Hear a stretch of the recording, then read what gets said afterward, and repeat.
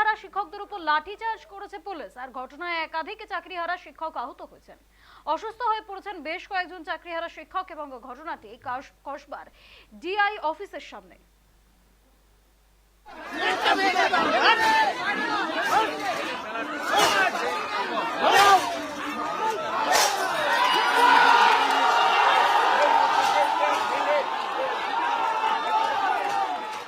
মঙ্গলবার জেলায় জেলায় বিক্ষোভ হয়, তার আজ বুধবার এসে পড়ে কলকাতাতে। চাকরিহারাদের একাংশ জড়ো হন কসবার ডিআই অফিসের সামনে। তবে তাদেরকে ভেতরে প্রবেশ করতে না দেওয়ার জন্য সকাল থেকেই কড়া ব্যবস্থা নিয়েছিল পুলিশ। কসবার ডিআই অফিসে ঢুকতে চান চাকরিহারা শিক্ষকরা। পরিস্থিতি উত্তপ্ত হয়ে ওঠে। ব্যারিকেডের পাশাপাশি ডিআই অফিসের গেটে তালাও ঝুলিয়ে দেওয়া হয়েছিল। সেই তালা ভেঙেই ডিআই অফিসের ভেতরে ঢুকে পড়ার চেষ্টা করেন চাকরিহারারা। তখন পুলিশ লাঠিচার্জ করে বলেই দাবি চাকরিহারাদের।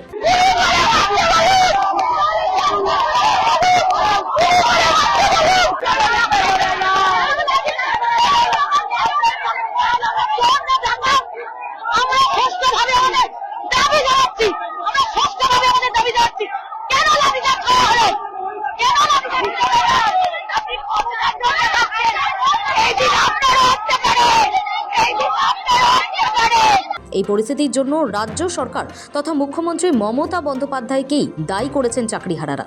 তাদের সাফ বক্তব্য, তারা কোনো রাজনৈতিক দলের সদস্য নন, কোনো রাজনৈতিক কর্মসূচিও ছিল না এটা। তাহলে কেন পুলিশ এমন আচরণ করবে?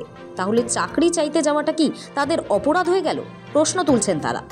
এই ঘটনায় একাধিক চাকরিহারা শিক্ষক অসুস্থ হয়ে পড়েছেন বলেই খবর। দাবি, কয়েকজনের হাত পাও ভেঙেছে। প্রসঙ্গত, সুপ্রিম কোর্টের নির্দেশ, প্রায় 26,000 চাকরি বাতিল হওয়ার পর নেতাজি ইন্ডোরে চাকরিহারাদের সভায় যোগ দিয়েছিলেন মুখ্যমন্ত্রী। চাকরিহারাদের পাশে থাকার বার্তা দিয়েছিলেন তিনি। কিন্তু চাকরিহারাদের একটা বড় অংশ মুখ্যমন্ত্রীর আশ্বাসে ভরসা করতে পারেননি, তা স্পষ্ট বলে সিংহভাগ রাজনৈতিক বিশ্লেষকদের দাবি।